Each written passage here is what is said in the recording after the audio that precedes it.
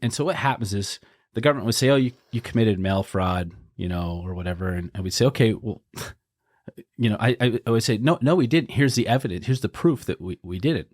Oh. And so what they do is they do a new indictment. They change it. Like, oh, then you did this.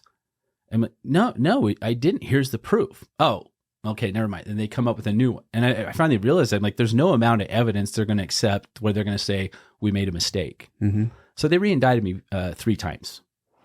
And by the end, they just kept figuring out more stuff and adding stuff. And so by the end, it went from 1 charge to 86, right? And they just, anything they could think of, money laundering, bank fraud, wire fraud, conspiracy. I mean, just throw it all. Like 6 different federal agencies, right? Or something like that? Yeah, throw it all, as much mud on the wall as you can and just hope something sticks.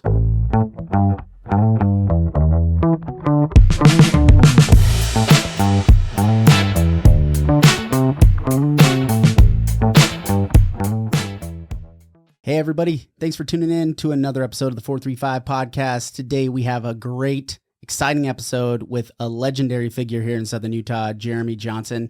His current project is the CEO of Box House. It's right here out of St. George. They're doing projects all over Texas. If you don't know Jeremy Johnson, you will know him after this episode. If you do know him, I think he's going to surprise you with what he has to say. We don't get into whether he buried gold in the desert. That's going to be for the next episode. But we hope you enjoyed this one. Thanks to all our partners, Blueform Media, our production team. They're amazing, Blake and Mallory. FS Coffee Company, Tuacahn Amphitheater. We have so many sponsors for the podcast, and we're so grateful for their support. We're grateful for all of our followers, our subscribers, and all the people that are supporting the show. We appreciate you. We can't wait to keep this rolling. Enjoy this episode, guys. We'll see you out there. Tell me about the house in the woods. So, okay. I think, so I walked through it in probably 2018, 19? Might have been 19. And obviously hadn't been lived in a long time, but it's a beautiful house. I mean, the architecture and the ideas and like everything, all that was put into it. Was that kind of like your first run at building a house, or yeah, was it? Yeah. So, I mean, a custom house, right? Yeah. I'd had one built prior that was just someone else's design. That one, yeah, was mostly my idea, I guess. Yeah. So you went to the architect and yeah, went through that process. Yeah. So was that kind of, is there any tie to like that experience of building that and then what you're doing right now with the Box House? Is there any, like, when you were, because going through building a house, man, is hard. There's a lot of things that people don't think about. Yeah. And then you built a 19,000 square foot, like, resort. Yeah. Right? I aside from what I wanted to have, I didn't have a lot to do with building it, actually. Okay. I mean, I wasn't even, I was working in Santa Monica at the time. Oh, okay. And so that house was supposed to be a $3.5 million project, ended up being $9.5 million. And so it just, So you I went a little bit over budget. just a little. Just a little bit, yeah. Just a hair. And it was, it was a friend of mine that was building it, and he was like, "Hey, what about this idea?" And I'm in California. I'm like, "Yeah, whatever, go for it." Sounds and good. It just So that one wasn't necessarily a hands-on build. no. And so the correlation between the two is that there is none.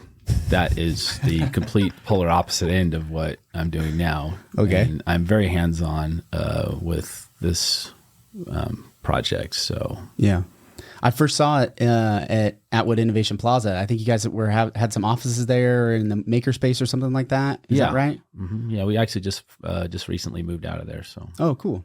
So what was it about that? Because a lot of people still don't know about it. I had Rick Atkin on. We talked about it. I've been wanting to have Provost on and talk about his idea. But yeah. Was it just a available space, and that's where you? Yeah, it was. And somebody, knew Provost over there, and they, kind of hooked it up for us. And they were great. I think that's a really cool tool for us to have in the community. I would have loved to have had something like that with some of the other businesses that I started, years ago.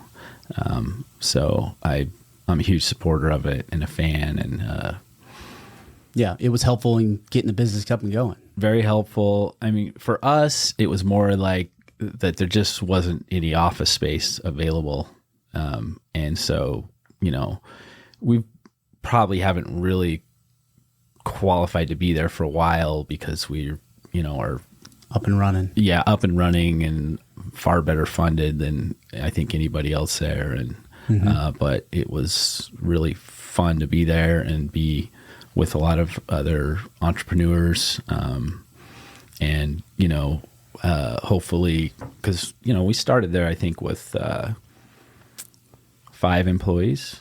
Okay. And we left, with around 60 or maybe even closer to 70. I'm not sure. Good so grief. there's a lot of growth in a short time. Yeah. And anybody there saw that. And we moved office spaces in there a few times, 3 times, I think. And so, But I think it's a cool example of whether you're utilizing maybe all of the tools that are there versus, okay, maybe it's just office space that you need, and then having a place to start, being around like-minded people, have energy, right? Because I think all of that kind of goes together and having something, get off the ground successfully. So it seems like it's a great case study because you were one of the first ones that kind of sat in the space, right? When it first kind of started. Is that right? I'm not exactly sure how long it's been around. I think it's been around for a couple of years, but I have a feeling we're probably one of the better success stories that's come out of there. Yeah. And I hope that we are, and I hope that we can promote that. And I actually hope we can, I would love to see a little more like collaboration there, and, I think we'll pretty soon be the point where we would want to go and maybe help fund some of the businesses in there. The office space is great. It's helpful. The makerspace probably in a lot of situations could be as well, depending on what your business is. But, a lot of these guys in there need capital. Yeah. And that's tough when you're starting out. That's real tough. And the people who understand that best are people that have been through that experience and now have some, right? Yeah. So a guy like me would be perfect to have something where let's hear what you got, and maybe I can be of help with capital, and maybe I can even help steer you and save you from some of the trauma and hardships that I had to learn the Some of hard the way. lessons, some of the lessons on Some that. of those the price lessons. So I would actually really, in the future, love the opportunity to get involved with that space and help other businesses. Yeah.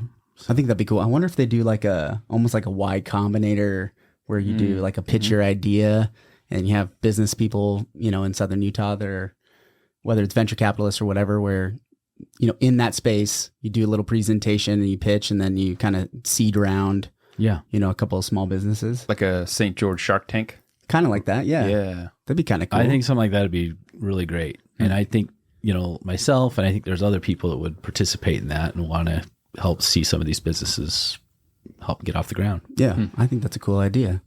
That's a great idea. great Somebody should idea. run with that. Somebody should. Maybe Someone someone should- listening will. Someone should run with that. So, moving from the initial idea, I mean, where did the idea come from? I think there's some things that jump into my mind that seem obvious, but where did this idea start with Box House? Well, so I got out of prison. Wait, you went to prison? Yeah. I'm just kidding. I'm just kidding. I got out of prison right in the middle of COVID.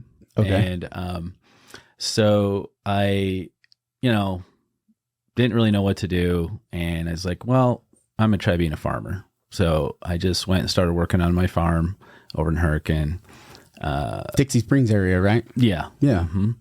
And I'm learning how to grow corn and watermelons and pumpkins and trees and all this stuff, right? And on this farm, there's like maybe 100 people that live there, and they all live in just substandard housing, like RVs and just junky housing. And it's leftover housing from like before I owned it, when it used to be a tomato farm. Okay.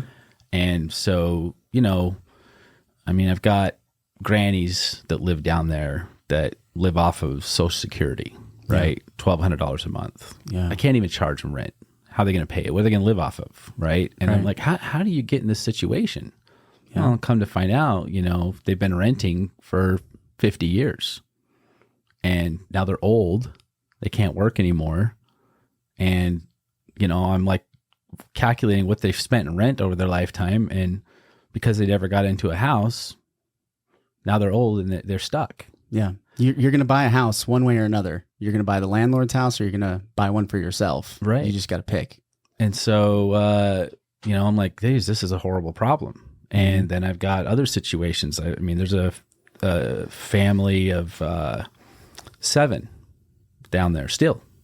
5 kids. Dad works full time. He's like a tow truck driver, I don't know, makes $2,500 a month or whatever it is. It's not a whole lot of money. How do you pay for rent for a house in this town on that salary and then feed 5 mouths? You can't. Or 7, I guess, including him and his wife. Speaking from experience, impossible. Yeah, Jeff's got 5 kids. Yeah, so they literally live in an RV on my farm. Wow. Because they have nowhere. So, and when they came to and that's an upgrade for them. They were living in the desert. No running water, no electricity. Good grief. And someone said, hey, word's kind of out. Any sad story that shows up there, I'll do my best to accommodate. And, Yeah. So I'm like, there's got to be a solution. Like, how can a house be affordable enough for these situations, right? And so I started thinking. I just think about that as I'm working down on the farm, and I was like, well, how did pioneers do it? They didn't have any money, right? Well, they built out of logs and adobe and stuff. So I did one out of logs. Took forever. That's for the birds. Yeah, enormous amount collect of labor. sticks up and stack them together. Like you just did it on your own? Like no, I didn't because I don't have all the expertise. But I thought, okay, I'll have one built. Maybe I could replicate this. And cool. Just no way in heck that's going to work, right? So then I tried an Adobe one that I did do. Enormous amount of work. Oof. And I didn't pay much for materials, but the labors, it's just never going to work, right? And so then I took this little construction office that was made like in a factory in China, and I converted one of those to a house. And I was like, this is okay. I could see myself living in this, And I thought, I wonder if there's a market for that. So we put it on Facebook on like the little free ad thing on the marketplace, and it just blew up. Hundreds of people are hitting us up, wanting to come and see it, and there's a huge market for it. How big was it? The house? Yeah. 380 square feet. Okay. 19 by 20. And so I was like, well, that's a standard bedroom. Yeah. That's a kind of a big bedroom. Maybe it's a garage. pretty big Standard bedroom. garage. Yeah. Garage. Yeah. 380 square feet. Yeah. That's staying under 400 square feet is the magic number, right? If you go over that, then you get into all kinds of regulations and inspectors and permitting. If you stay under that, you can kind of slide under a little regulatory probably radar that helps keep it shipping, affordable. Yeah. Right. And so if you see like a teeny home, the ones that you see, the traditional, what we think of a teeny home, they on wheels, and they make them, they're kind of narrow and long because they got to go down the road. What's unique about this house is it's square. Okay. And so it doesn't feel so claustrophobic. When you go inside, you feel like you're in a kind of almost in a normal house. Yeah. And so you don't waste any space on a hallway, or it's an open floor plan. And it doesn't sit high off the ground like most do. It's like an inch or two off the ground. So when you step in there, you feel like you're on a slab. You're not. But so it feels much more like a stick-built house than any teeny home or manufactured type of product out there. And so you found the first idea, kind of the prototype, if you will. That was a canned, what was it made for, like a shop, or what was the original intention? It was made to go on like a construction site as a kind of like a temporary building, like while you're building portable. Yeah, so you can have your plans and stuff in there, and you just have a little office. Okay, and that makes sense. So a rugged design, a rugged built, it's made out of steel. tubular frame, and it's got its own. A big thing is it's all supported on its own subframe. Mm-hmm. You don't need a foundation. So now, when you talk about turning it to a house, now you can cut out the cement truck, the footings. You know what I'm saying? All these things add to the cost of the house. Mm-hmm. The average house takes 6 months to build and 22 subcontractors. So with 22 subcontractors, 22 hands in the pie, how is it ever going to be affordable? Right. The answer is it's not. It's not. Right. And so if you can cut a lot of the need for all these different subs out and you can have it mostly made in a factory, now we can set this house up. Takes a crew of 3 guys a couple of days and you're done. You're living in it. Yeah. You can really control the cost of that.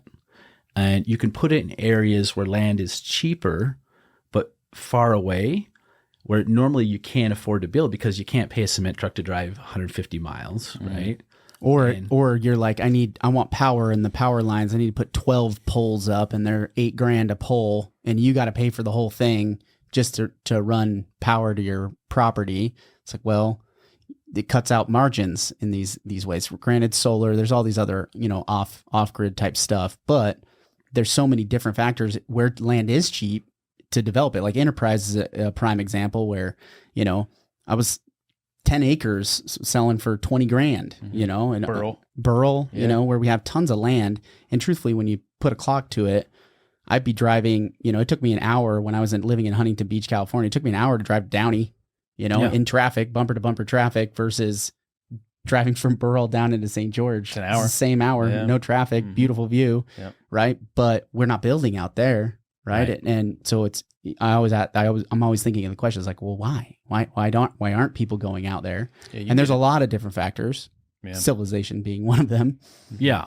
And the money you save on land, a lot of that cost savings is eaten up by the extra cost to build. Right. Exactly. Right? Have construction guys. It's hard enough to get a construction guy to come here in town and do something for you. Try and get him to go out to Burl. Yeah, exactly. Right? I mean, so that's the difficult thing. And so as you started going through that process with identifying, obviously there's a product that the consumer needs and wants and is willing to pay for. What other hurdles along the way? Because it sounds to me like, okay, well, what classification is it? Is it a mobile home? Is it a manufactured home? What are the rules with financing and allowing people to, continue to make it accessible? Because they're not paying cash for these things, are they? Are people buying them in cash?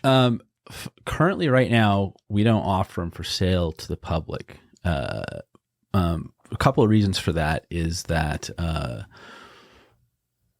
when we do, I want it to be a very highly refined product that has been tried and tested and is going to be a good experience for the person that buys it. Yeah, right? That makes sense. This is going to be probably a very significant investment for these people. And I'm really sensitive about our reputation and I want it to be good. So up until this point, the only people that have bought them have been investors. Okay. And so we've been deploying them in really difficult to build in areas like in the oil fields in West Texas and stuff like that. Why is that difficult to build there? Because you're competing with, the oil companies for labor. They'll pay an unskilled labor $100 an hour to work on a rig, right? Whoa. So who wants to? We need to go get a job. Yeah. So side note, I worked alongside the oil field for a few years. You don't want to do that. Yeah. Okay. It's you talked me out of it. Okay. Yeah, Perfect. yeah. So you're competing. The labor to build the property is what you're saying is like finding, a framer and things like that. It's difficult. Is that what you're saying? It's difficult. And if you do, you're going to be paying a lot for them. And nobody really wants to build there because these are not areas anybody really actually wants to live or raise a family. And most of the workers there are like seasonal. Like they'll come for 6 months out of the year. They'll make enough money in that time. They can go home and that's their job. Yeah. Right. They work half a year and they chill half a year. Yeah. And so they're not looking to invest in a house in that area. Got it.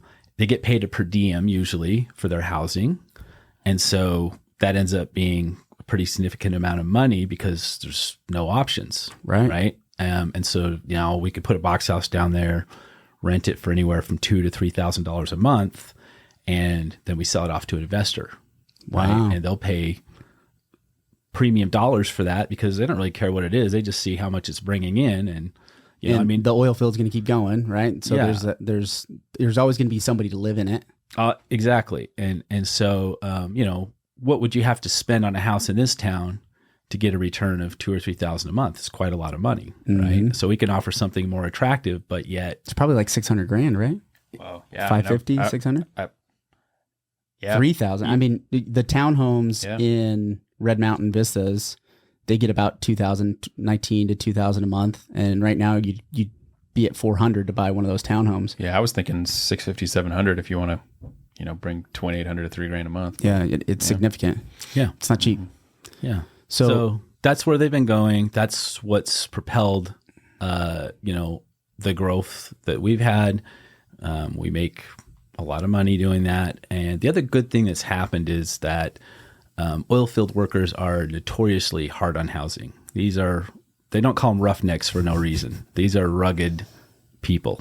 They are hard on things. They wear steel boots. They bring mud in they house. track in oil and mud, and they are rough. And so they're not going to spend their off time dusting and vacuuming. No, not at all. Fixing scratches on walls and right. Yeah. And so you take like a traditional manufactured home down there that's got the cheap wood paneling and, I mean, they just crumble, like the kind where you can just put your fist through the door. They don't hold up to the abuse that these guys dish out at all. And that's what's unique about our product. It is rugged. I mean, you can't put your fist through the wall. It'll just break your hand if you try.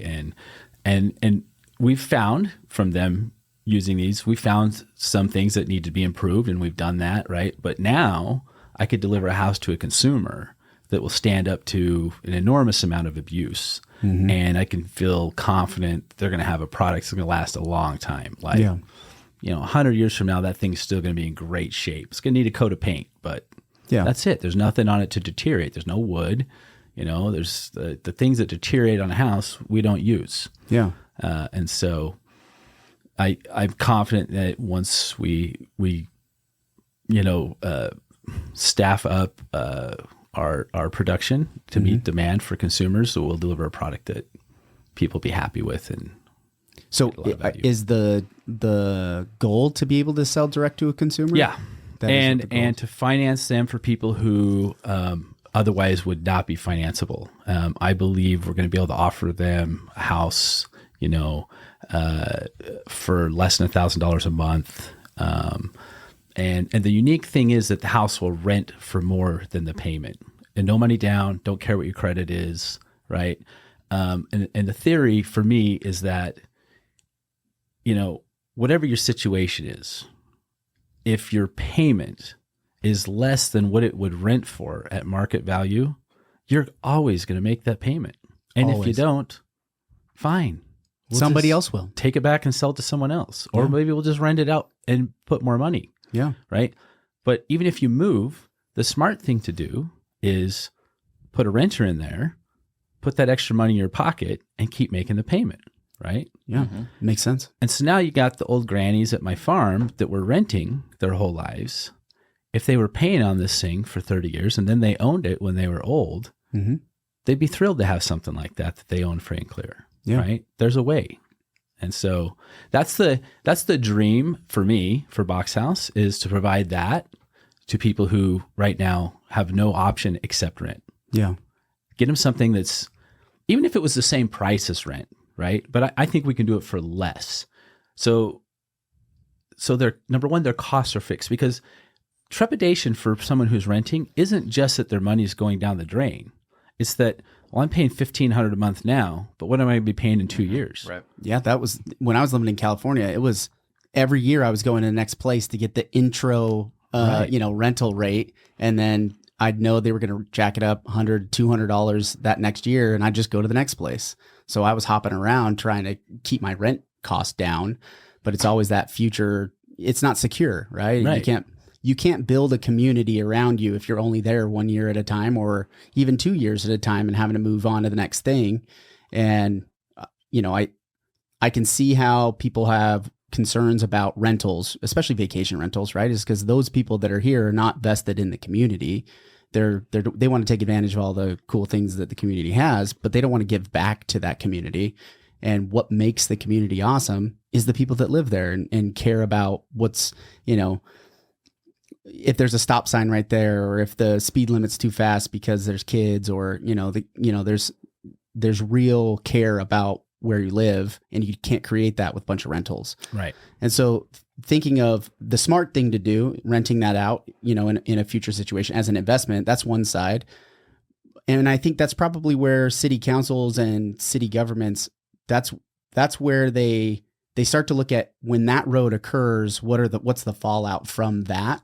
And are you finding, I can't imagine in the oil fields you're dealing with cities that are like, no, you can't build that right there. No. You're not dealing with that. But there's going to be a time where that road's going to have to get crossed. Have you started thinking about that? And yeah, we actually tried to start here.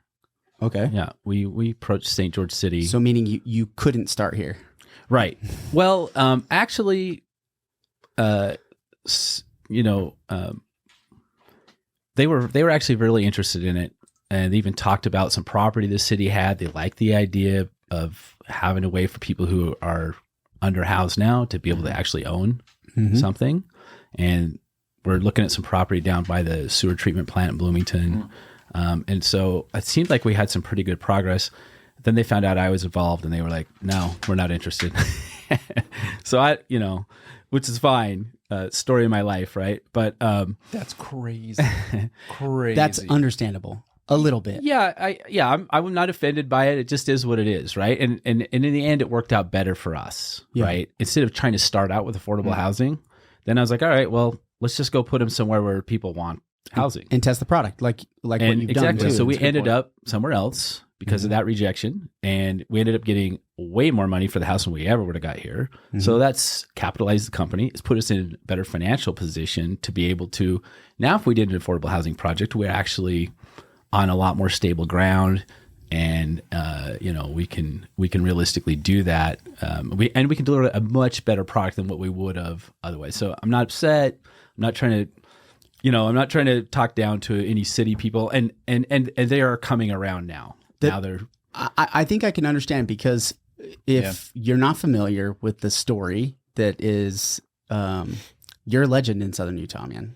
For better or for worse, when we came up with the idea, I was talking to Jeff. The first person that popped in my mind is, I want to talk to Jeremy Johnson.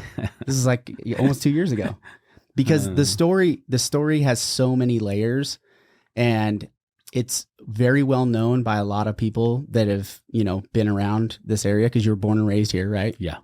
And so I can see how, okay, maybe with past experiences, maybe we don't just jump all in on this right out of the gate. Let's see if there's a proven track record of success with the business. And it seems like you're well on your way to do that, right? Yeah. And so it's a timing thing. Yeah. And so, yeah, because I kind of want to go back, but I want to keep going forward, at least from the perspective of what do you anticipate are going to be some of the challenges with the cities? Do you think not having a foundation, is that going to convincing a city council that you don't need $7 million in concrete to go underneath a house is? Well, I mean, if they require it, go ahead. I mean, you can pour a slab and throw it on top of a slab. We've been experimenting with helical piers and ground screws. That's a quick, easy, cheap foundation. But I guess I'm still confused. Why do we need a foundation? Well, you don't, right? I'm like, none of the ones that we put in Texas are on foundations.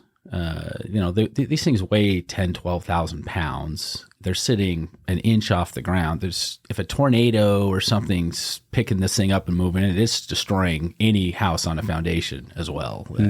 So what about maybe floods? Do you think maybe that could be something that they're like, well, how does the foundation help you to flood? That just makes it harder to, I don't know anything. You could potentially go, if there's a flood coming, you could potentially go get a crane and pick this thing up off the ground and avoid it getting flooded, Yeah. Well, I would think from a, trying to get financing on like a mobile home, right? The risk from a lender is, well, someone could come and just hook up to it and take it away. And then our our investment or our But they whatever have is to be gone. strapped down. They have to have an engineer strapped down. Right. I'm just thinking like maybe that's where the question's coming from on the foundation thing. It has to be like anchored to the property. Yeah, in lenders some like, kind of well, way. this isn't technically a house, so we're not going to finance it. We're not going to lend on it. And I'm not saying it's right, but like maybe that's where the So the way the comes house from. is designed, you can go either or.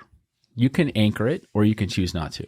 Okay. And so it rests on 16 adjustable feet, and it's got a hole in each foot. And if you want to anchor it, put a bolt in there, and you're real property now. Okay. Right? Take the bolt out. Guess what? Your personal property. Yeah. Right.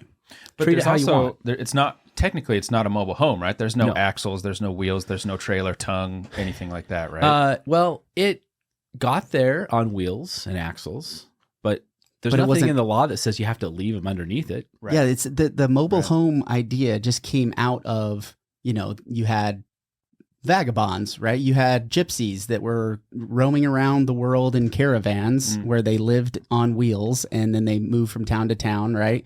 And so you get evolution into the 50s. Now these people are stopping and they're like, well, I'm just going to set up shop right here. I can buy this land and I'm just going to put it right here and I'll put a skirt around it and I don't ever plan on moving. But now then the government's like, well, you have to, for us to lend on it, if you go to resell it, you have to anchor it to the property. So then we evolve into that track. But this is something totally different, right? This is, Totally different. And also, it's never been my idea to use traditional lending anyways, because they're already going to reject 90% of the people who need it based on their credit Yeah, or, right. you know what I'm saying? Right. That's a good point. So for me, I was like, what does your credit or your income have to do with whether or not you pay your rent?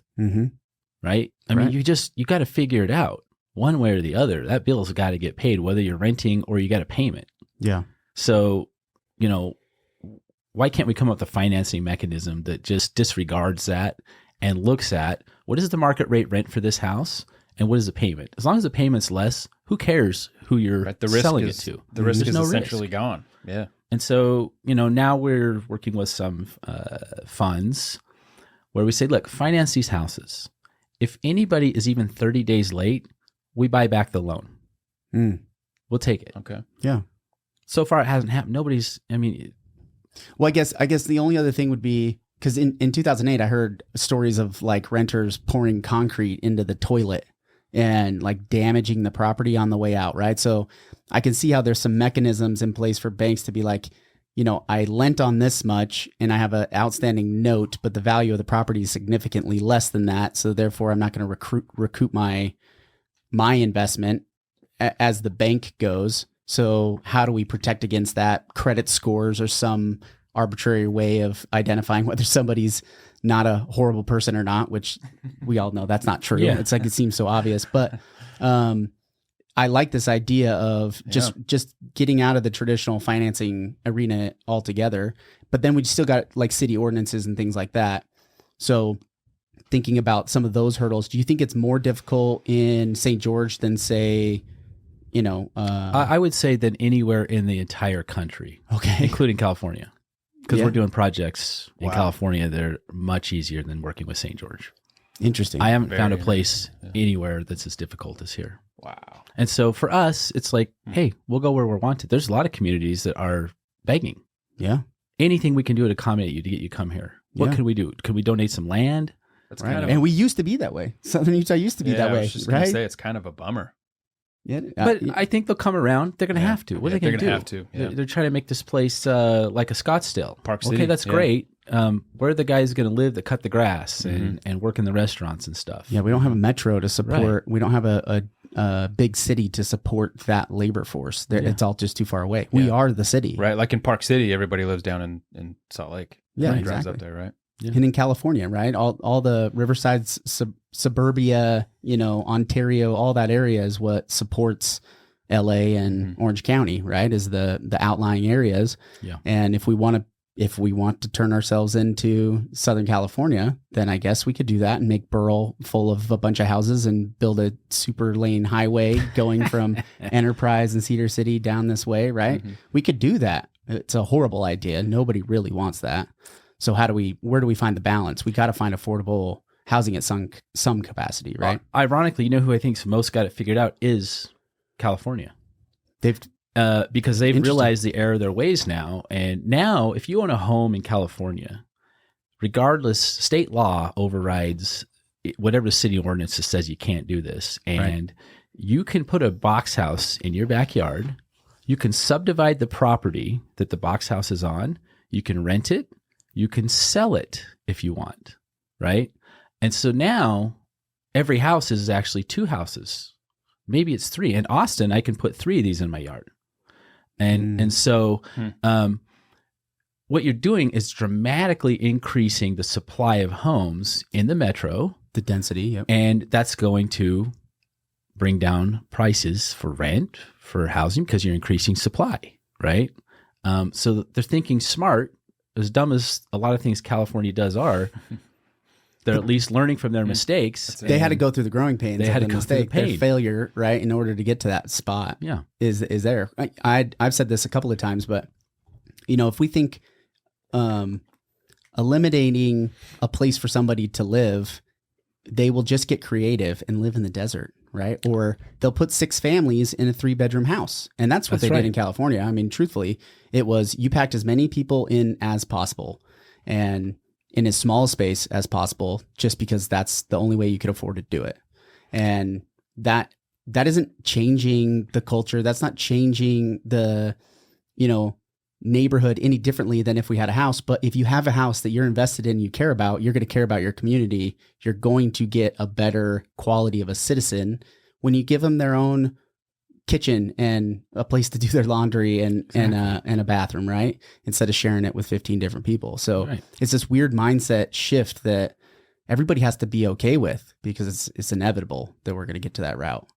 So, I mean, going along the lines of lessons that you've learned, kind of take us back to how many businesses, you said 1 in 5 work. How many other businesses? Like, what are your other businesses? iWorks is the most famous. Or infamous, I guess. And infamous, right?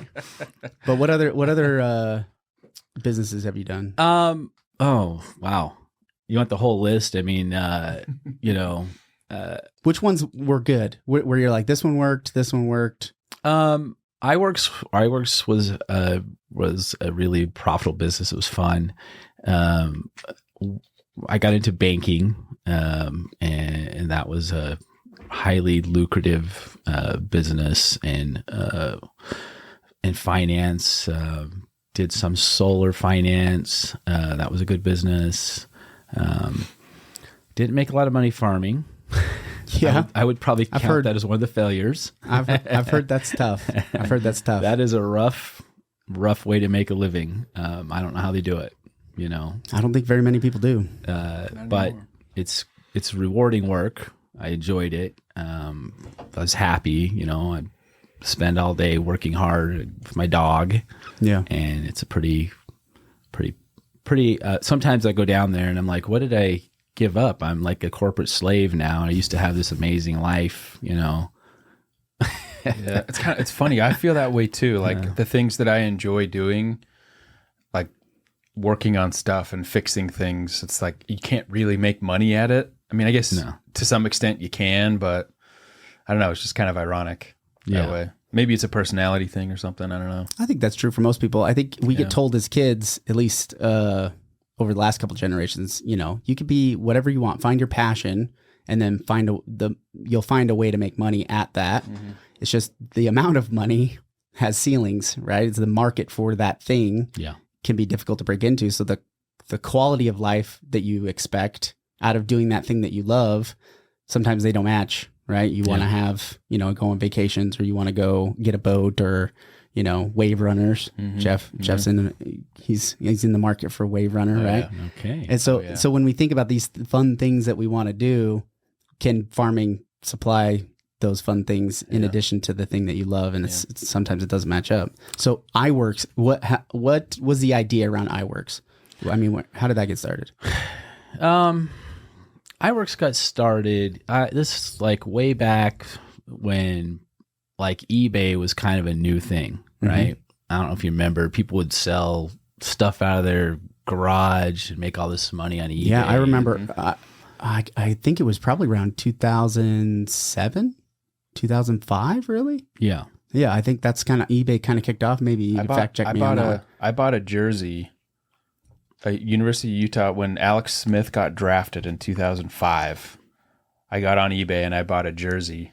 Yeah, so I remember like early on, like eBay was the cool, like as a younger guy, you know, that it's like looking for deals and things like that. It was a great place to go, right? And so you guys both bought stuff on eBay, right? Yeah. But early on, to sell stuff on there, it was kind of complicated. You had to know a little HTML, and it was actually a bit out of the wheelhouse for the average guy. And so I was like, hey, a lot of people are hearing these stories and they might have stuff they want to sell. I'm going to make a program that makes it easy for them to list their stuff on eBay. Oh, cool. And so I made a little HTML editor and a little auto-responding email thing and just little pieces of software, right? Simple softwares.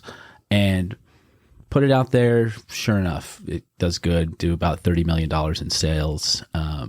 eBay quickly figures out, hey, what, like, how are you doing this? They just came up with their own program that was like 10 times better than ours and made it free. Oh, right. Of course they did, right? That's this is the software as a service, right? The SaaS company. Yeah. Like, that's exactly what happens, right? And so, that was fine. And by that point, it was like we had all kinds of other things that we were doing, like. So you made 30 million in that first run? Top line revenue. Top line. Okay. I don't know what we made. I'm sure we did pretty good. But, you did okay.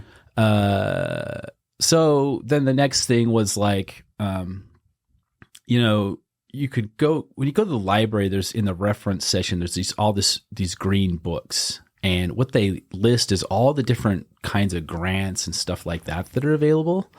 And so grants are really specific, though. Like if you're a female in St. George, Utah, and you want to try and get a grant to go to college for your art degree, right? There's not grants to just like, oh, I want a new car. You know what I'm saying? They're for specific purposes. Yeah. And so you got to dig through all this information and try and find what you might qualify for based on your circumstance and situation. And I mean, nobody would buy those books. It was like $3,000 to buy these. So you got to go to the library and just thumb through. And so I'm just in there like, this is the most, ridiculous way to try and find information possible. So I just bought a set of the books and ran them through an OCR machine, loaded them up into a SQL database and made it searchable. And then I just put that online and said, hey, now you can just type in what you're looking for and it'll just pull up everything that fits your criteria and you just have instant access to it right away. Brilliant. Pay me $30 a month. Yeah. And, to the tune of $280 million, people did that. And so, wow. And then next thing you know, we're just getting inundated with people. Hey, sell my thing, do this, and so that was what iWorks was. Okay. So that's how it started. I had no idea that's how it started. So where did it start getting off the rails? I kind of that idea from, there's a podcast from a private investigator that worked on the case, and not to disparage her, it was a very difficult podcast to listen to. And I imagine there's somebody listening to this like, yeah, bro, your podcast is hard to listen to too sometimes. But I couldn't get through it because there were so many episodes and she went down so many different, non-consequential avenues that was hard to stick with it. So I wasn't ever really able to flush out the whole thing. I read some of the case files and some things like that, but it sounded to me like once things started rolling, it started to almost get unmanageable. Is that fair to? In some respects, yes. And what the unmanageable part was that we started allowing affiliates to sell our product for us. And so we would just focus on fulfilling and processing all those transactions and handling all the customers. Cause we're talking millions of people at this point. That's an enormous undertaking. Yeah. At one point it was like in a single month. Yeah. Yeah. I think for a single year, it was like 168 million in a single year in revenue coming in. Right. It's a big number. Yeah. Big number. And lots of people. And so, that the affiliates were really difficult to manage.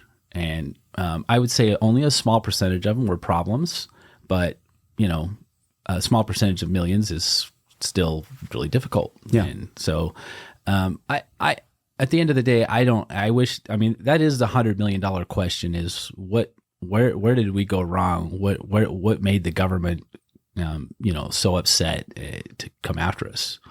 Because, at the end of the day, it boiled down to almost nothing, right? What would you boil it down to? Well, I'd just go right to the case. What were we convicted of, right? You know what it was? I would rather have you state it. Yeah. Well, back up a minute, right? First thing the government does is come in and say, they go to a judge ex parte, meaning we're not there. Okay. And they tell the judge, hey, judge, we're going to sue these people. And they've got a lot of victims, and we need you to give us an order so we can freeze all their assets and save all that money for the victims. So is this the FTC? This is the FTC. The Federal Trade Commission. Federal Trade Commission. And Triggered by, I think there were chargebacks, right? From what I understood. But there was some mechanism that like alerted them to there was something going on, and then they investigated or something like that. Well, at the end of the day, I mean, we could go through a list of things that, because the story kept changing over time. And so I don't know. That's what I'm saying. I wish I knew. I wish I knew what was the actual trigger that started out. I don't know. Okay. Right. I don't know to this day. So the FTC goes to a judge. They go to a judge. They convince him there's a lot of victims, and let us seize these people's assets and save it for the victims. Now, they've offered no proof of this. I'm not there to say, Judge, no, this isn't true. Let's query all of our customers and see how many are victims. Yeah. There was none of this, right? Ex parte means it was just one-sided. It's a very unfair process. So the judge just assumes the government has good intentions and says, okay, no problem. Boom, seize all of our assets. So before we know anything, our bank accounts are frozen. We're getting kicked out of our offices. That's it. And we don't even have money to hire attorneys. I had to represent myself. They didn't notify you at all. No. Wow. No. Who like Federal Trade Commission, like how are they appointed? Like maybe help me dig into that. So keep rolling. Well, what they told the judge, how they justify it is they say, look, we'll bring the proof at trial, Judge. But this is an ongoing. There's victims right now. It's like there's hostages, so that when we bring the proof, you got to take this draconian action. But trust us, we're going to have the proof in trial, and then you'll see you did the right thing by allowing us to do that. Right? Mm-hmm. A lot of people actually really had a problem. Like, how's the government taking all of this guy's property before there's been a trial? This is illegal search and seizure. It seems like. Yeah. Right. So a lot of people are actually, whatever you thought about me, most people were pretty uncomfortable with that idea because nobody wants that to happen to them. Right. Like, if I did something wrong, okay, let's have a fight about it and let's hear both sides and let's have a jury decide or a judge, and then let's start taking away your property. Mm-hmm. But don't take away the property first. Most people don't like that idea, but that's not how the government worked in this case, right? If it's a fair fight, if they have good evidence, that is what they'll do. They'll put up a fight. If they have bad evidence or they don't have the evidence, they'll go this route and they'll try and tie your hands so you can't fight them, right? And so most people at that point settle. And the FTC offered me, look, you can keep some of your money in your house and all this stuff, and just sign this thing saying you did something wrong, and we're good. And I'm like, what you guys are saying didn't happen, and I know for a fact it didn't happen because it's my company, right? So I believed in the justice system at this point, by the way, and I was like, no, I want to go to trial because I know you can't prove this. Mm-hmm. I got 6 million customers. I'm betting you don't get a single one to come to trial and say that they were harmed or defrauded. And I know this because if somebody bought something from us and they were unhappy, call us up. I'm unhappy. Guess what? Hey, no problem. We'll just refund you. Mm-hmm. Do I have to give you a refund? No. But if you don't want what we gave you, no big deal. So at this point, you're selling all kinds of stuff. Is that right? And was there something that was being sold through iWorks that in your mind was illegal? Illegal? Yeah. Because I'm trying to think like, what would they be if there's victims? What are they a victim of? That's the irony. So at the end of the day, out of 6 million customers, guess how many the government got to come to trial and say that they were harmed or victimized? In 0. Any way? Not a single one. 0. Wow. Okay. So there we have that. There's another case in my head that I'm going through. I was like, this sounds familiar. Yeah. So Now, when I say I'm not going to settle with the FTC, that's upsetting to them because that's Of course. the whole plan, right? Tie his hands and give him no choice. If I'd done something wrong, Mm-hmm. then the decision to settle is easy, Mm-hmm. right? The problem is if you don't really believe you've done anything wrong and you believe in a system of justice that I get my day in court, Mm-hmm. well, I'm like, no, under no circumstance, I'm not settling for anything. I haven't done this. Yeah, because And- at that point you're like, it's a personal thing where you're like, now I'm doing something wrong. right. Yeah, well, or you're folding to a set of, being strong armed, right? And so I can't help but think, out of the gate, you've put somebody into a corner, right? It's Yeah. like you don't want to trap somebody that's willing to fight unless you're ready to either fight or expect that they're just going to roll over and Yeah. like a possum just pass out and just be like, oh, what happened? Right. They wake up from that, but. That's not you're going to come out swinging, right? You're going to fight back. I'm going to fight back. And maybe they didn't know for sure that I'd done something wrong. They thought that I did. And so they just assumed, something must be wrong. So we'll shoot first and ask questions later. Right. And hopefully it just works out. And it's probably worked for them a lot of times, or I'm they wouldn't sure do it it. has. And in this era of online purchasing, we're still in kind of uncharted territories in some ways at this stage. Yeah. Is that fair? Yes. I don't think they would bring this same case. In fact, I'm certain they would not bring this case. Yeah, I again. can't think This of, was like, not Amazon. a good experience for the government. Amazon is essentially what, from what you're describing, it sounds to me a lot like what Amazon does as a business model, right? You have Yes. affiliate sellers that put items on a marketplace and then you buy it, right? And then, and so Amazon Prime is it's exactly it's this. essentially a forced upsell, right? Like if you want your Yeah. stuff, you got to pay yearly for it, and it's $150 a year now. Right. It used to be what, $50 a year, $100 a year. So what I'm Anyway. thinking about is like, okay, maybe there's something that's happening on online sales, and there's some pressure from the FTC to squash some of these online sales type businesses, or they're not it's a control thing. It seems I like would It's love so- to know what the reason I'm trying to was. What started this? I mean, Yeah. they're never going to tell me, right? Yeah. Someone made a bad call, and the problem is once the government comes in and damages a company in that way, right? Yeah, I mean, There's no it's circumstance they're going to say we made a mistake, because if they say that, guess what? countersuit. They got to put Humpty Dumpty back together again. They Mm-hmm. just wrecked a $300 million company, Yeah. right? Someone's liable for that, and it's the government, and they're not going to look like fools. It's going to be a lot more than $300 million to put it yeah. all back together. So when I said I'm not settling, guess what happens next? I get arrested. They decide we're gonna up the ante. Let's bring criminal charges. And so they charged me with started out with one count of mail fraud, right? No grand jury, no investigation. Let's just, if we up the pressure, maybe he'll settle, right? I got to put the charging investigator on the stand, and he admitted he hadn't done any investigation. He just arrested me because he was told to. You represented yourself, I heard. I did. Shout out to Tyson Hafen. He lives next door to me, and I know he listens to the podcast as he drives to work every day going to good. Vegas. But he had mentioned that you had represented yourself, and I thought that just knowing that one thing, I felt like told me a lot about you. And so I'm curious,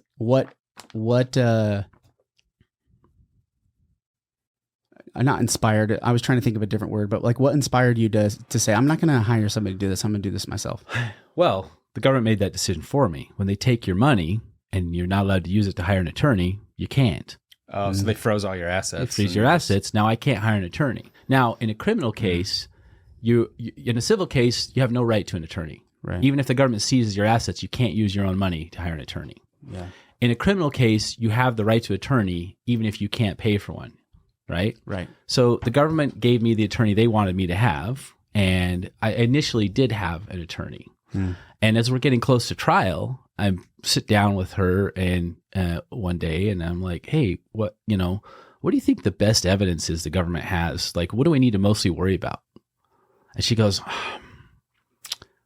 I think it's the false testimonials. I think that's the big thing they've got on you." And I'm like, What do you mean? We had thousands of real ones. Why would we make a false one? I go, that's not even in the indictment, there's nothing about that in there. Why would you think that? She just read that in a news article or something somewhere, right? And I go, wait, Chelsea, do you know what we even did? And she goes, was it something with mortgages? And I'm just like, oh my gosh. We're done here. This is the person my life is in her hands. Yeah. And she doesn't have a clue. And we're going to go to trial. She's not going to know what to ask any witnesses. Wow. She's not going to know anything. And so it wasn't like I was being arrogant, like I'm going to represent myself. I wanted an attorney. Mm-hmm. What I wanted was to have access to my money to hire an attorney of my choosing, right? But that's not part of the government's program here, right? That is who they wanted as my attorney. Yeah. And so I was like, well, at least if I represent myself, as hard as that's going to be, I don't know anything about the law. I mean, I'm not actually very educated person. I was lucky to graduate high school. And so I'm scared, I'm nervous, but I know what to ask a witness. Yeah. I know these people, you know? So... And you have the advantage of, I know exactly what happened. You're right. So you're pretending to know what happened, and I know exactly what happened. So you felt like you could do this. I felt like it was the lesser of the evils. Yeah. Right.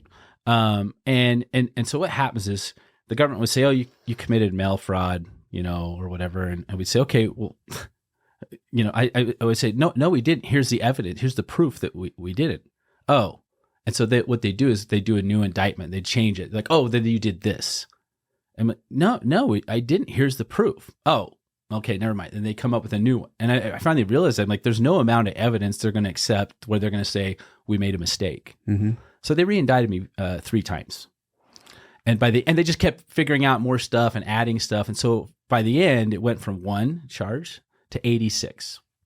Right. And they just, anything they could think of, money laundering, bank fraud, wire fraud, conspiracy. I mean, just throw it all. Like 6 different federal agencies, right? Or something like that? Yeah. Throw it all, as much mud on the wall as you can and just hope something sticks. Right. Yeah.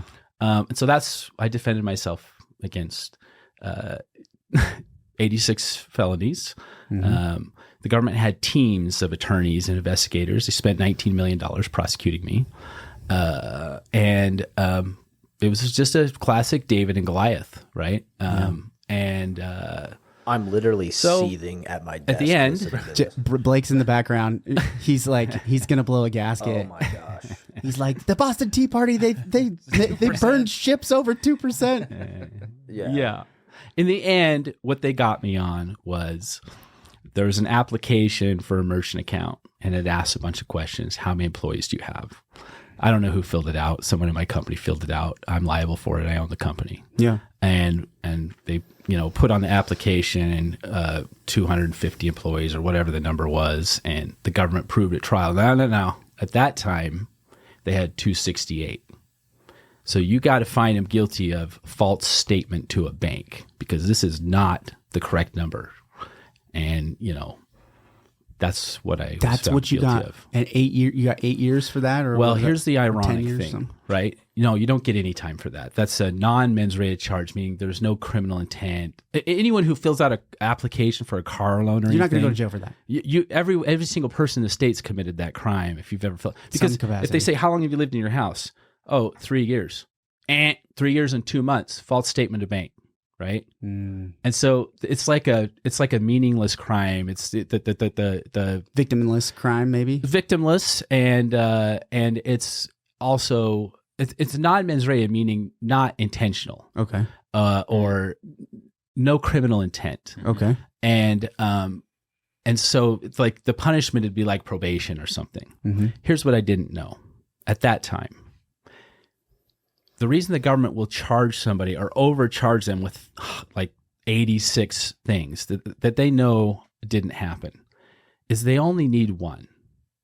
If they can get you guilty of one, they can sentence you to the crimes that you were found not guilty of, right? And so it doesn't happen often. They don't like to do it. It's obviously embarrassing for the government to sentence somebody for a crime that the jury specifically found you not guilty of. But if they don't have a choice, believe that they will do it. And so I was sentenced for what's called acquitted conduct, which is, yeah, you're not guilty of those crimes. They're not going to go on your record, but we're going to make you do the time. Oh my God. Now, the government's not allowed to do that anymore. They brought that same case today. I had done no time, right? But back then they were still legal. But there's been enough outrage about it, as there should be, that it's no longer permissible. So you got sentenced, and then it was reduced. That's right. So you got, I think it was said 10 years, and then they settled on 7. No, like I was only 4. Only 4. Yeah. Okay, and then I mean, it took that long to get an appeal done. Yeah, that makes sense. Yeah. So thinking about the lessons that you learned from that, did you have anything else? I mean, I think about how hard it is to start a business and then be successful at a business, and then talking about kind of the tip of the iceberg with your story, and here you are, with Box House that seems like it's on the up and up. I mean, most people can't even start and run a business, but I mean, you started multiple businesses and been through all of that and running a successful business. I think it's pretty respectable, and we've kind of talked about how you've gotten to where you're at, and I don't know, it's pretty impressive. Having the rug get pulled out from under you like that has got to mess with your head a little bit, it seems like. Yeah. I think it would be. It would be me for sure. I'm probably easily rattled. I think my wife said that the other day. But yeah, I can imagine that. I mean, that's a massive disruption. I can't imagine going to prison over something like that. It's difficult. Won't deny that it was unfair. It was unjust. But it was also the best thing that ever happened to me. And if I could go back and somehow avoid that, I would. Yeah. I got that much out of the experience. It was important for me to be in there and believe that I didn't deserve to be there. Right? That was an important part of what I got out of that whole experience. So I'm not angry with the government. I told the story and it sounds like, I'm upset about this injustice. I'm not. I mean, if I saw the judge, I even reached out to him afterwards and told him, this was a good experience for me, and the people that did this, if I saw them, I would be kind. Yeah, I'm not upset. So, what do you think you brought through it? Like because there was for sure. I always think about the 12-step program, but like the acceptance of being in the situation you are now and being able to cross over and forgive, and go through that process. How were you able to work that out? Time, and nothing else to do. The most difficult thing about being in prison for me was having an active mind and used to being very productive, and being locked in a cement box and being forced to be unproductive. Yeah. Right. That was by far the most difficult. Did you write? Did you get it out in some kind of way? And I thought, and think about what your day looks like right now, right? You wake up, it's a series of small decisions. What am I going to have for lunch? Maybe you're worried about making the mortgage payment, right? Your mind is consumed with all these little things. Well, guess what? In prison, you don't worry about what you're having for lunch. They've already decided for you, right? You worrying about a mortgage payment? Nope. They got that covered for you too, right? You literally have nothing to worry about. And so the only thing left is those things in the back of your mind. We push them all back there because our day's just so busy with Facebook and our phones and our jobs and all these things, right? The big questions are, what is the purpose? What am I doing here? Right? What is all of us as humans? What are we doing here? What's my connection to you? And so that's what I spent all this time thinking about. And I'm in here with people who I've been taught my whole life these guys are all going to the hot place, right? These are bad dudes. They've messed up. And I'm not seeing a big difference between us at all. And so I'm pondering this, and I'm like, what, and the reality is, when I listen to their stories and how they were raised and how, what happened to them as kids or whatever, there was no place else they were going to end up than there. Right? That was their path. And so for me, this was mine. So when I was able to start to get something out of being there, and I started to start to get a understanding and getting answers to these big questions, the anger and the injustice left me. Hasn't my family, right? Hasn't people who know me that kind of peripherally went through the experience. But for me, it's gone. Yeah. And I gained so much from it. I can't be upset about it. So you're married? I am. How many, you have kids? Two daughters. 2 daughters. How old are they? 21 and 16. 21 and 16.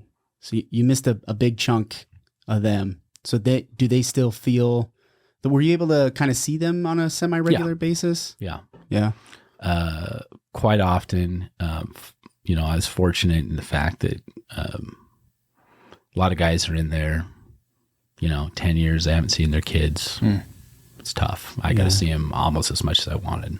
Yeah. That's pretty cool. So I'm kind of curious, was it while you were in, you said you got out early because of COVID. Was it like someone came and knocked on your door? Like you thought you had 3 years left or 2 years left or something. Someone came and knocked on your door and you're like, hey man, let's go. No. How did that kind of go down? It went down in that the 10th Circuit Court of Appeals agreed that there was a problem and that this was not an appropriate sentence. And so... Okay. So it was kind of a process where maybe over the course of a couple weeks or months or something like that, where you thought, hey, I might get out a couple years early. Okay, cool. Yeah. So you could prepare for it then a little bit mentally. Cool. And it was pretty anticlimactic. Here's your stuff. See you later. Yeah. Well, I feel like I could have stayed in there longer. And I feel like I was in there the exact amount of time that I needed to be to gain what I needed to gain from it. Right. And once I'd gained that, whatever the lessons were. Interesting. That's cool. It could have went the whole 11 years or whatever if I'd allowed myself to take that long to get what I needed out of the experience. Yeah. Right? If I stayed angry and bitter for 5 of the years, and you know what I'm saying? Mm-hmm. So that was my feeling. That was my general feeling of it. But so when you got out, Chris Weiler actually was on the podcast a couple weeks ago, and he was relaying to me about how a lot of the Lost Boys from Hilldale and Colorado City, you took them in. Is that a fair assessment? Is that something that you've done? Yeah. And so thinking about that community that you built while you were building iWorks, I've heard a lot of different stories, all rumors, because I just don't know were true or not, right? But I mean, as a philanthropist goes, as a member of the community, you were a giving member of the community. I think, from what I understand, you took a shepherd's role in a lot of people's lives. Is that fair? I think so. I try to, yeah. Yeah. And so maybe help me understand where did that kind of start and where? That started with someone brought a girl to us and asked if we could take care of her. She was living on random people's couches, couch surfing, I guess.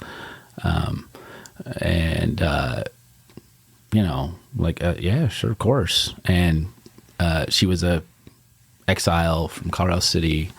I think I can't remember. She was 19, I believe, or something like that. Mm-hmm. Young, very uneducated, very unprepared to deal with, the transition out of that community into the real world. Yeah. And so we took her, and then I guess maybe word got out and this more started showing up, and yeah. Yeah. Yeah, kind of blossomed from there. Blossomed from there. And, so we did what we could.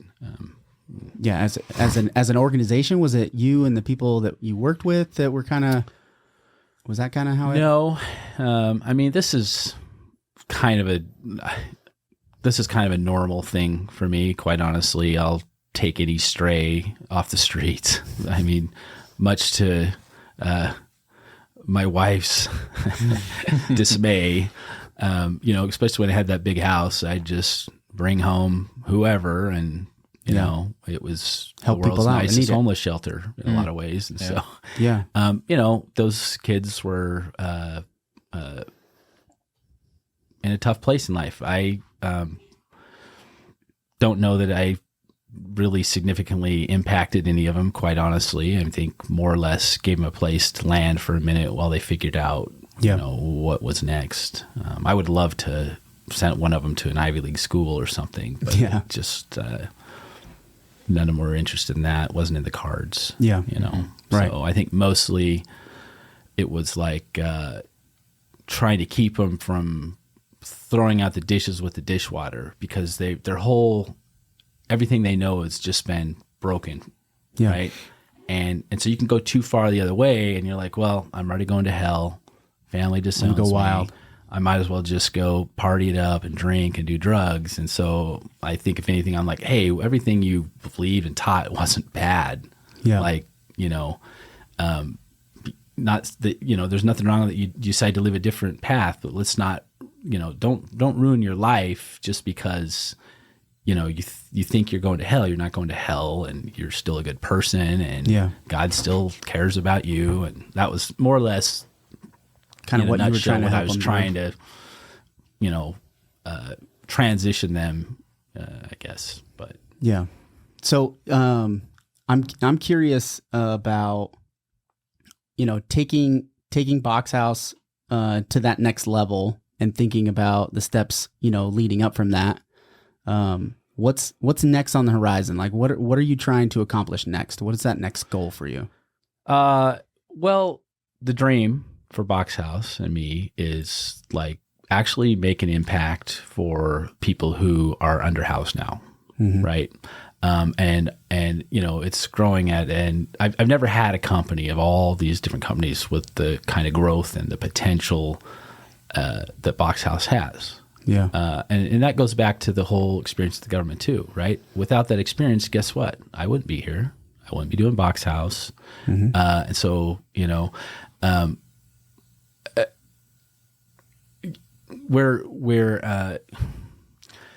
we just closed a round of funding of $25 million at a $1 billion price cap valuation. Right? Wow. That's phenomenal growth for a company that's not even 2 years old. Yeah, for sure. And so because the market is so big, there's so many people and so many applications for this, we're able to attract capital and funding, and I think we're going to be able to have a logistics network and a supply chain to be able to massively produce a very affordable, very well built home and finance it. Yeah. And so that's I don't know how long that's going to take to get that up to where we can meet the demand. Mm-hmm. It's going to take an enormous amount of capital and smart people to do that, and facilities, but we're well on the way of doing it, and I think we will. Yeah. So that's hopefully awesome. We can become the Tesla of housing, right? A new way to build a house, a new way to look at it, and attract the talent and that we need to meet that. So, and as an outsider looking in, from my perspective, I'm not from St. George. I wasn't raised here, but I love St. George. I love this area. hopefully that dream most of it can happen in the area, right? With the facilities and the manufacturing and all that stuff. And I mean, as an outsider looking in, it'd be pretty cool if that could happen. Is it in the cards? Who knows, right? But yeah, that was cool. What I thought. Is right now they're kind of being put together in China. Is that right? And then they're we're sourcing components for the house from a half a dozen different countries. Actually, we can find the places where they specialize in whatever the component is. So the portion done in China in Guangzhou is like the steelworks, right? Okay. And we're getting cabinets in through NAFTA being built in Mexico. And appliances from Cambodia, furniture from India, and so we're finding the best places to do the specific thing, bringing it all here, putting it together, sending it out. Got it.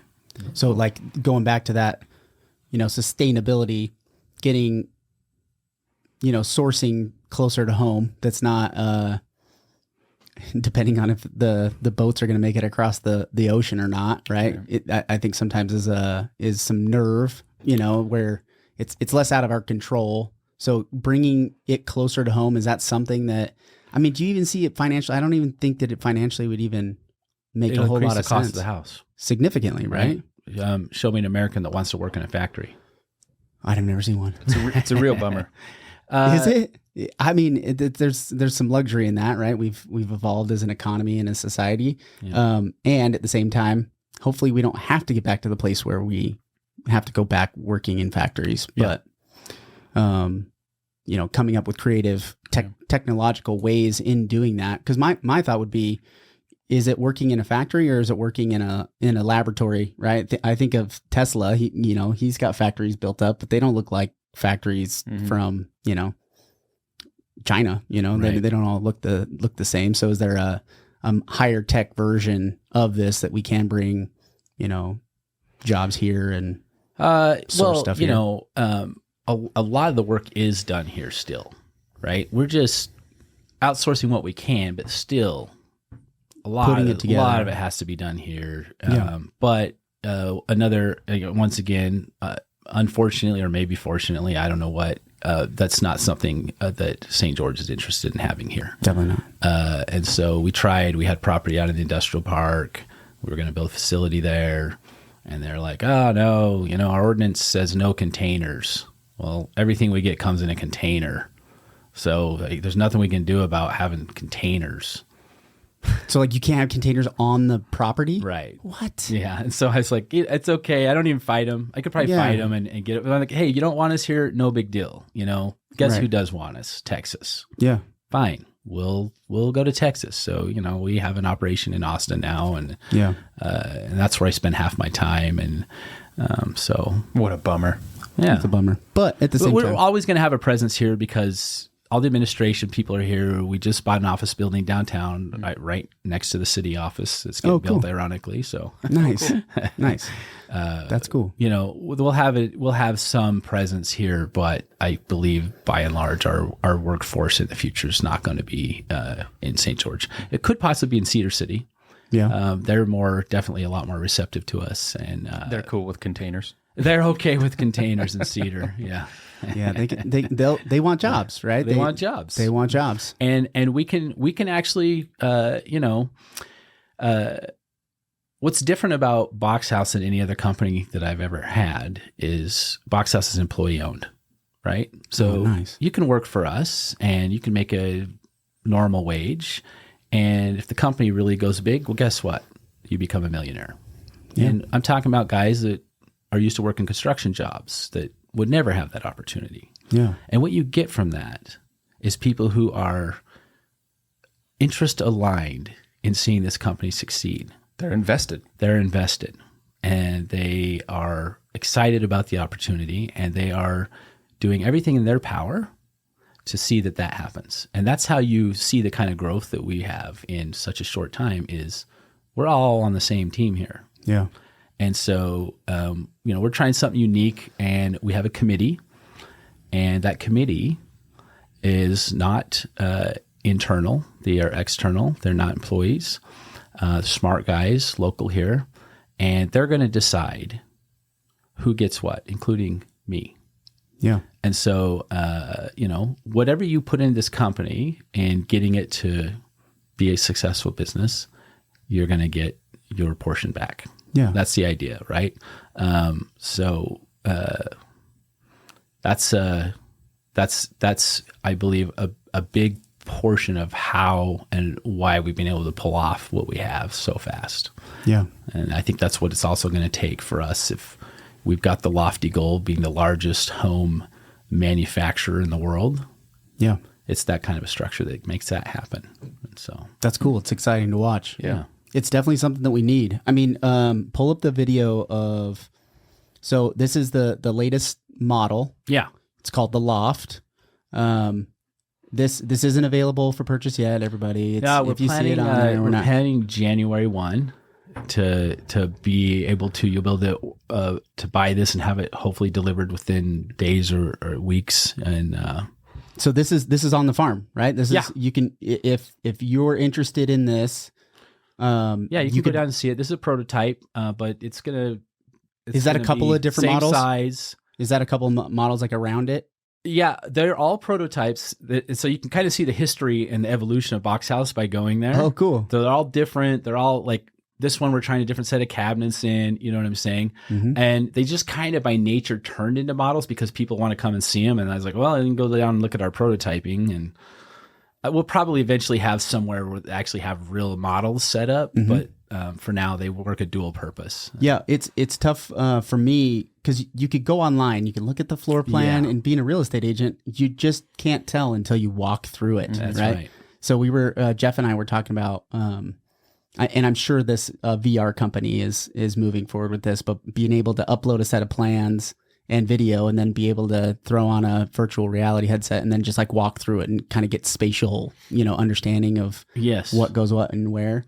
Because like Matterports, they're good, but they're still a little skewed, right? And so you got to be able to walk through it still. And you're right. And even people that see the videos and the Matterports and everything else, when they actually go into one in person, feel it, they're just it. like, wow, the videos and the pictures didn't do it justice. I could live here. This is a great video too. It's a great video. Yeah. But I always encourage people, if it's something you're interested in, just go look at one. These are all unlocked. There's nobody there. You just go down there and it's a self-guided tour. Granny's not living in that one yet? No. Granny doesn't want that one. She wants a different one. Well, Hurricane City is not going to allow anybody to actually live in these.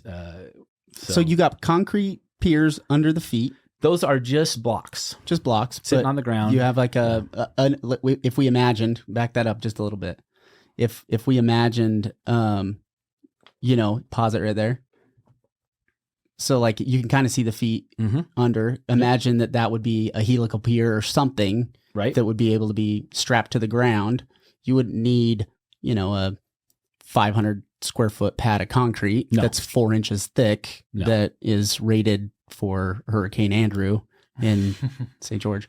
So Hurricane City, they're opposed to having something like this in city limits. Is that?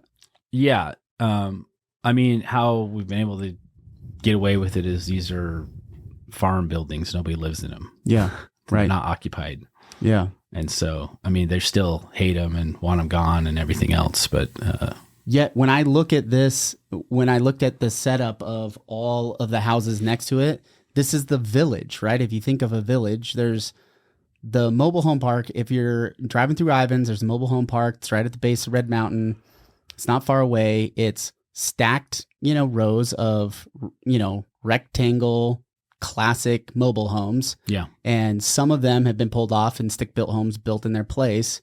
But that's like the traditional idea of a mobile home park. That doesn't look the same. That doesn't feel the same. No. But you could do it the same if you want. I mean, you can do however you want. You could put 16 of these on an acre, right? So even take our ridiculously inflated price for an acre of dirt around here, call it what, 200,000-300,000, I guess. Yeah, raw land, probably 300,000. Divide it by 16, it's not so bad, And so the whole point is, you live a little smaller. Are you going to have a big spacious yard? No. But you're going to have 4 walls that you own, and it's better than an apartment that you're renting. Yeah. Right. It's a better alternative to that. Is it the dream? Is it the American dream? Probably not, but for some it might be. Right. Yep. It's odd to me that they won't allow that, but they'll allow 6 connected townhomes, 2 stories in these rows that have zero landscaping, horrible concrete, ugly walls. Yeah. That is something that and block the view.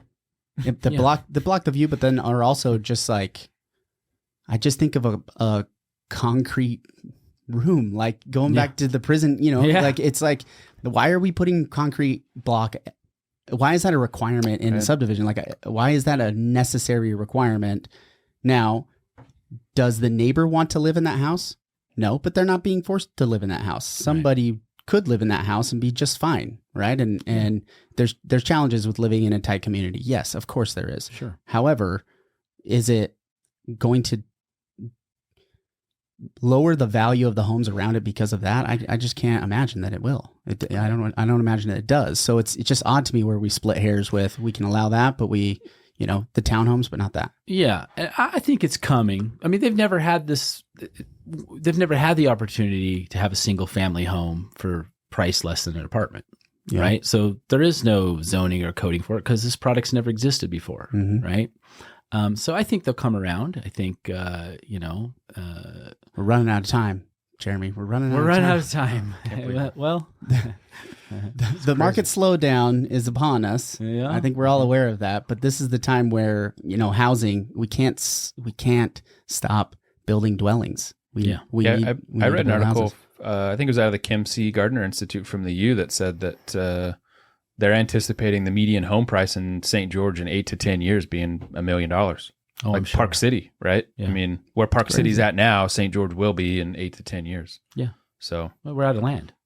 Yeah. Well, and we are and we aren't, right? Because I think about even taking what you were talking about in Texas, where you could put 3 of these on there, what, half acre or maybe a quarter. Is it a quarter acre? I don't know how many you could fit on a quarter acre. I don't think 3, right? Well, it depends on how big your house is. I guess that's true. You can put 16 of them on an acre. So, because I think of downtown. So, Escaping the Housing Trap is a book that I've gone through a couple of different times. It's put on by an organization that's about rethinking urban development. And there's no one lever that we could pull to solve the trap that we're in with housing prices going the way they are. It's a combination of tradesmen not being able to get tradesmen, labor costs being extreme, building costs being high, coupled with lower wages, increased inflation, and everything, all these other categories. And we're underbuilt. We've been underbuilt since the market crash because we stopped building houses for several years. Yeah. And so we're trying. There's the ability to get a home up out of the ground, like you said, was 6 months, right? And that's rocking and rolling, right?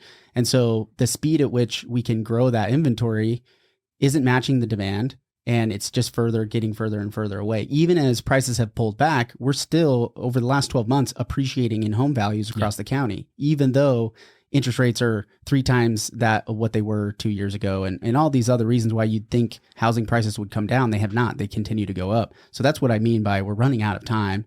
And so one of the ways in which we can solve that problem is we need rooftops, we need dwellings, we need beds for people to sleep in, and that will lower the cost or keep the cost from running at an extreme pace, right? We could, So in redevelopment, like I look at these and I think of redeploying these. There's a bunch of these long rectangular half acres or like 0.4 acres in downtown St. George where the house is on the very front, but then there's this big, long, unused lot behind them. That's not even a landscaped, if you didn't stop and like look in the backyard, you wouldn't even see these. But Google Earth, you can easily see, you could put 2 of these for sure on those properties. But as an ADU, you get back into these ordinance issues, right? And so, yeah, we've passed ADUs in St. George, but the limitations, it has to be a primary resident for the person putting it on. So the owner of the property has to live there. So not only is it a primary residence, but the owner themselves has to be living there in order to put it. Once it's there, though, they can move and there's nothing they can do about it. But it's these hurdles to where these infill lots, these lots that are not getting used, that the homes are truthfully deteriorating. I mean, there's a whole block in St. George, not Katie. I was calling you my wife. That's your Jeff. wife's name. Don't tell Katie. Jeff and I analyzed this. It's basically 8 acres, and most of the homes should be torn down, like cracks in them. They're old. They're, those manufactured homes, putting your fist through the wall, that kind of a thing. And there wasn't a cost benefit to the zoning allowed in that neighborhood to do anything different. So it's just going to continue to be a dilapidated block in the middle of downtown St. George in a primary location where we could probably house, 100 students. Yeah. In that space, easy. Yeah. And instead we get 5-story massive apartment buildings connected to the university. That doesn't build community in my mind. That doesn't build community. That builds, students that come in, they go to school, and then they leave. Yeah.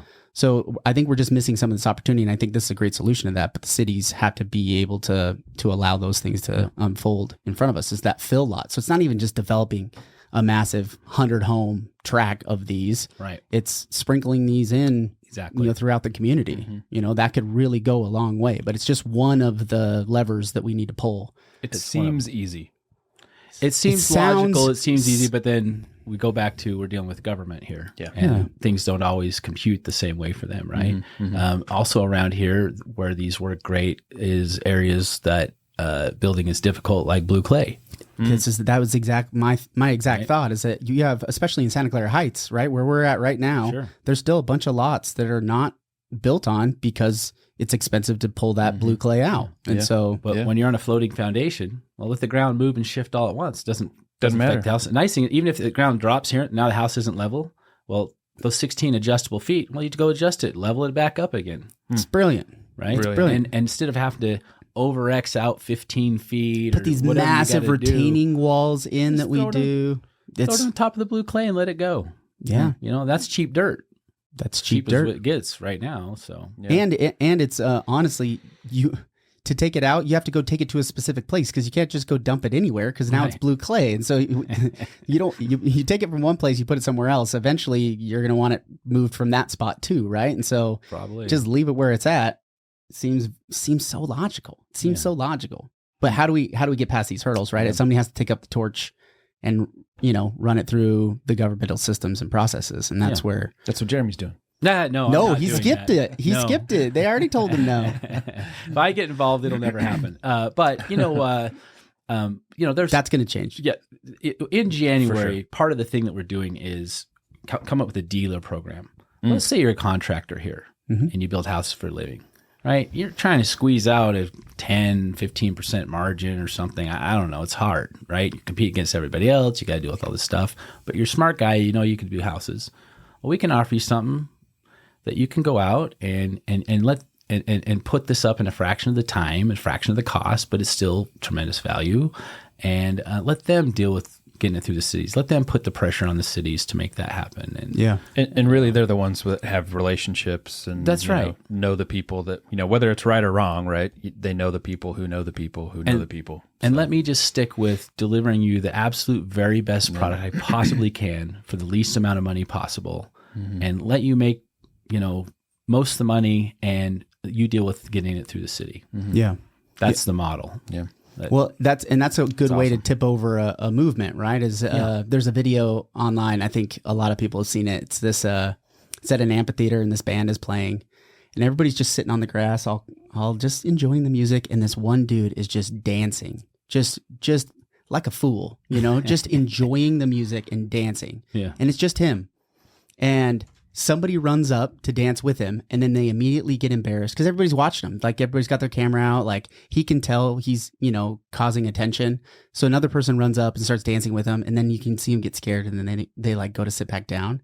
But then another person runs up and then all of a sudden, like in seconds, the entire crowd is around this guy. Everybody's dancing to this music. Right.